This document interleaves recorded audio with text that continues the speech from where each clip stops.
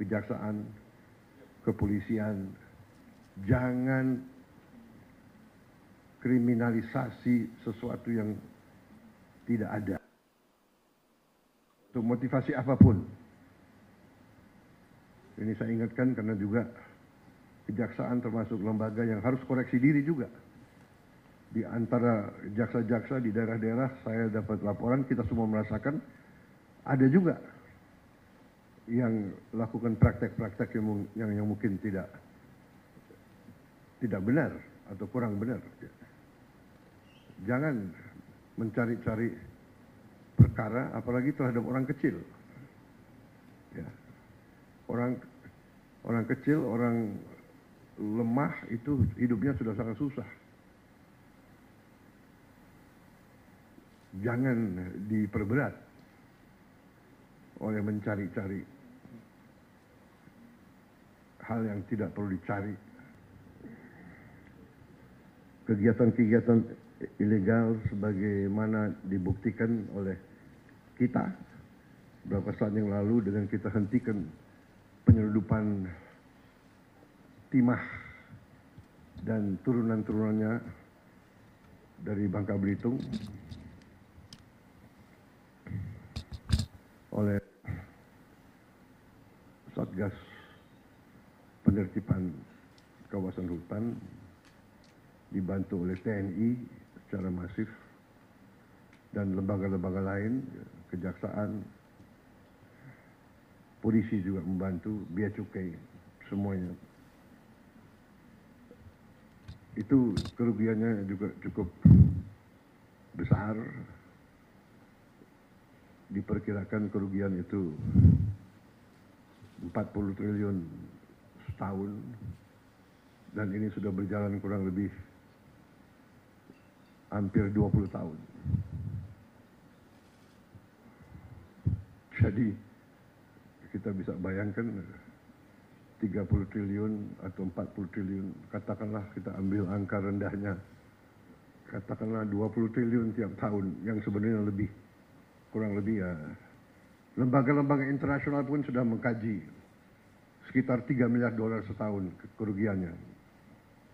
Kalau dikali 20 tahun itu adalah ya 800 triliun.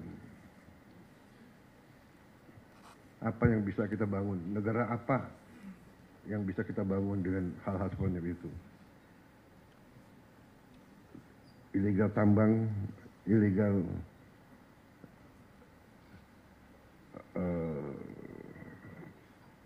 komunitas-komunitas lainnya, dengan segala bentuk cara dan modusnya. Ada under invoicing, ada over invoicing, intinya misinvoicing, yaitu penipuan, nipu kepada bangsa Indonesia yang sudah dengan begitu baik memberi fasilitas, memberi lahan, memberi HGU. Jadi saya kira intinya itu, saudara-saudara, selamat atas pekerjaan ini. Jangan surut, jangan malas, jangan menyerah. Ya. Berbuatlah yang terbaik untuk bangsa, negara, dan rakyatmu, saudara-saudara. Ya. Harta, apalagi didapatkan dengan cara yang mengorbankan rakyat kita, itu harta itu adalah harta yang haram, rezeki yang tidak baik, dan ujungnya pasti akan membawa ketidakbaikan kepada siapapun dan keluarganya. Saya sudah melihat terlalu banyak ya, pejabat yang lengah atau lemah iman, lemah akhlak, melakukan tindakan dan akhirnya termasuk keluarganya yang menderita. Pengusaha-pengusaha pun saya ingatkan, dunia semakin sempit. bumi semakin kecil oleh teknologi dan peradaban, sehingga kalau saudara menganggap ya kalau mereka para pengusaha-pengusaha serakah itu menganggap bisa menipu terus-menerus bangsa sebesar Indonesia, ya saya kira itu kita akan buktikan bahwa kita masih eksis, masih kuat, dan kita bertekad untuk menegakkan kedaulatan kita demi rakyat kita. Kita tidak ingin mencari-cari masalah. Saya ingin terus kejaksaan, kepolisian, jangan kriminalisasi sesuatu yang tidak ada. Untuk motivasi apapun. Ini saya ingatkan karena juga kejaksaan termasuk lembaga yang harus koreksi diri juga. Di antara jaksa-jaksa di daerah-daerah saya dapat laporan, kita semua merasakan ada juga yang lakukan praktek-praktek yang mungkin tidak benar atau kurang benar. Jangan mencari-cari perkara, apalagi terhadap orang kecil. Ya. Orang kecil, orang lemah itu hidupnya sudah sangat susah.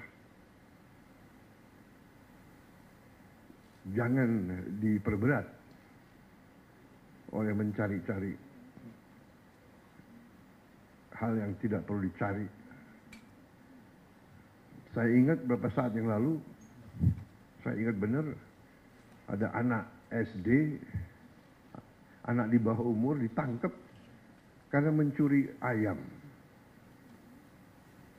Saya ingat benar, ini tidak masuk di akal. Hakim, jaksa, ada apa ngejar? Iya kan? Anda pasti ingat peristiwa itu. Ada lagi ibu-ibu ditangkap mencuri pohon. Mungkin ingat juga peristiwa itu. Ada apa? Penegak hukum harus punya hati. Hanya punya hati. Jangan istilahnya apa? Tumpul ke atas, tajam ke bawah. Itu angkara murka. Jahat. Orang kecil, orang lemah harus dibela, harus dibantu. Kalau perlu si hakim, si jaksa, si polisi pakai uangnya sendiri ganti ayamnya, anaknya dibantu. Anak itu saya ingat saya panggil tuh ke Hambalang, saya kasih beasiswa. Hal-hal semacam ini saya percaya sudah tidak terjadi lagi. Saya berharap. Teringat rakyat kita ini sekarang pandai dan sekarang ada teknologi. Kalau ada apa-apa, mereka punya gadget. Yang repot, laporannya selalu langsung ke presiden, itu yang capek. Itu. Pak Prabowo begini, waduh, saya harus bereaksi. Karena itu rakyat kita. Rakyat saya harus membela mereka. Saudara-saudara harus bantu saya menegakkan kebenaran, membela yang lemah.